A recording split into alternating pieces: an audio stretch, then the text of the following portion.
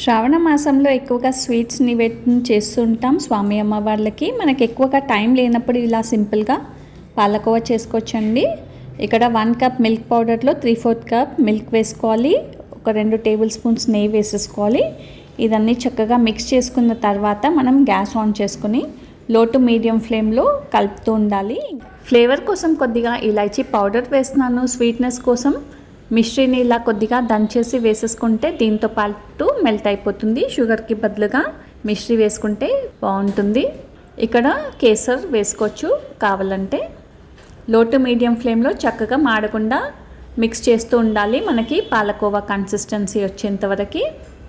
ఈ consistency correct అండి. మనకి చల్లారిన తర్వాత కొద్దిగా గట్టి పడుతుంది కాబట్టి మనకి సాఫ్ట్ కోవా రెడీ అయిపోతుంది. చేతులకు కొద్దిగా నెయ్యి రాసేసుకొని మీకు కావాల్సిన సైజులో పేడా చేసేసుకోవడం. ఇంకా మీరు ఈ స్వీట్ని తప్పకుండా ట్రై చేసి మీ ఫీడ్బ్యాక్ ఇవ్వండి. ఇదే కోవాతో మనం గులాబ్ జామున్ కూడా చేసాము. చూడండి, మన ఛానల్లో స్వీట్స్ అండ్ డెజర్ట్ ప్లేలిస్ట్లో ఉంటుంది. ఇలాంటి ఇంట్రెస్టింగ్ హెల్తీ రెసిపీస్ నచ్చితే సబ్స్క్రైబ్ కూడా చేయండి. అందరికీ కూడా షేర్ చేయండి. Thank you.